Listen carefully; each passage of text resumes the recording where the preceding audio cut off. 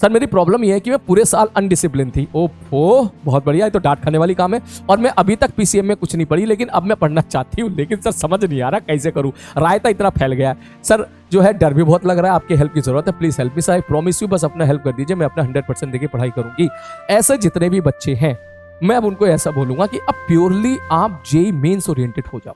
Purely JEE mains oriented होने का मतलब है आप फोकस करो फॉर्मूलेस पे। 25 सवाल अगर तुम्हारे सामने एग्जामिनेशन में आने हैं जेईई मेंस में, अब आपका टारगेट 25 में 25 करना नहीं है। मैंने कहा 25 में तुम 16 ही कर लो बस। अब तुम ये मत कहना कि सर आप 16 के लिए क्यों बोल रहे हो। मैंने कहा पहले वो 16 तो करो। जेईई मेंस 1 है क्योंकि तुमने पूरे साल मेहनत नहीं करी, तो तुम लोग सोचो कि मैं पहले अब 2 महीना पढ़ के कोई बहुत बड़ा काम हो जाएगा, तो पॉसिबल नहीं है, प्रैक्टिकली पॉसिबल नहीं है। तो तुम्हारा टारगेट ये होना चाहिए कि सर ने बोला था कि 25 सवालों में से 70% पेपर हमारा सिंपल आता है, 60 to 70% पेपर। तो अगर तू देखेगा 70% पेपर का मतलब 25 का 70%, तकरीबन तेरा बैठेगा 17 सवाल। तो तू 16 से 17 सवाल वो तू उसका टारगेट बना। और वो सवाल अगर सिंपल आता है तो उसके लिए आप पूरी फिजिक्स में केवल फॉर्मूला ओरिएंटेड होके पढ़ें और देखें कि भाई साहब कौन सा फॉर्मूला क्या कहता है, कौन सा ग्राफ क्या कहता है, कौन सी फिजिकल क्वांटिटी क्या कहती है, आप उस हिसाब से पढ़ें। इसके लिए आपको क्या करना पड़ेगा, हर चैप्टर में 70% या 60% ही पढ़ना पड़ेगा।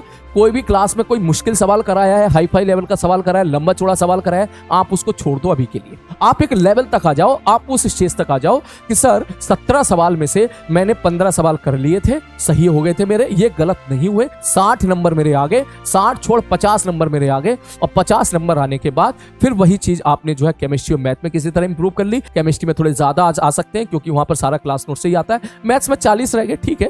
तो कुल मिलाकर सर मैं 150 मार्क्स का डिसेंट स्कोर मैंने अचीव कर लिया। सच बता रहा हूं, अगर तूने इतना भी स्कोर कर लिया 150 मार्क्स का, तो इसका मतलब तेरी रैंक जो है तकरीबन 15 से 20 हजार के आसपास तू पहुंच जाएगा, 20-25 हजार। अब तू कहेगा सर 20-25 हजार तो बहुत ज्यादा रैंक है, तो भाई पाप भी तो बहुत ज्यादा किए ना। तो रेदर देन आप 5 लाख 6 लाख रैंक लाओ, 4 लाख 5 लाख रैंक लाओ, सबसे पहले आप 20-25 हजार में आ जाओ किसी तरीके से। जैसे आप जेईई मेंस 1 में जाओगे और आपकी परसेंटेज 98-97 तक पहुंच जाएगी, तो आपके अंदर जेईई मेंस 1 के बाद एक कॉन्फिडेंस आ जाएगा कि यार चल यहां तक तो मेरा हो गया, 95 तक भी पहुंच गया, इट्स ओके। अब 95 के बाद फिर तेरे को 99 पे जाने के लिए फिर तेरे पास पूरे 2 महीने होंगे, पूरा फरवरी पूरा मार्च पकड़ के तबीयत से पढ़ाई करना, फिर उन सवालों को करना जो सवाल तूने छोड़ दिए थे, अच्छे लेवल के सवाल थे जो तूने छोड़ दिए। बात समझ में आ रही है? I think this is the best strategy for you. यही है, क्योंकि मैं तुम्हें ये नहीं बोलूंगा कि सारा पढ़ने के चक्कर में 7-8 लाख रैंक लेके आओ। जब भी कभी इस तरह की घटना होती है तो समझ जा मैं क्या कहना चाह रहा हूं। छोटे मार्क्स चुरा के अपने को तू समझ इस बात को। तेरी अगर 30,000 रैंक आई ना, तो 30,000 rank is better than 80,000 rank. अब तू 80,000 से सीधा 800 रैंक पे लाने की कोशिश करेगा, नॉट पॉसिबल।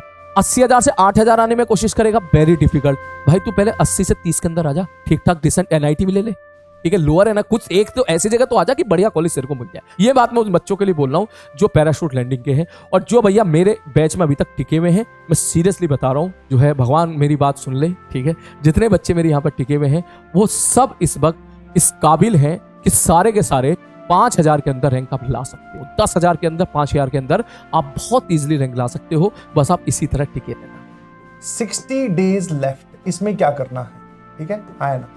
क्योंकि अब वो टाइम आ गया है जो मैंने आपको एक कहानी सुनाई थी ना कि डार्क हॉर्सेस, समझ में आया कि ये वो दिन है जिनमें अगर कोई भी मेहनत करेगा, कोई भी इन 60 डेज को प्रॉपरली यूटिलाइज करेगा विदाउट वेस्टिंग एनी सेकंड, तो वो बाकी जनता से या जो उसकी पहले जो रीच थी, जिस रैंक तक वो पहुंच रहा था, अब उससे बहुत अच्छी रैंक पे वो पहुंचेगा, अपना फ्यूचर सिक्योर कर लेगा।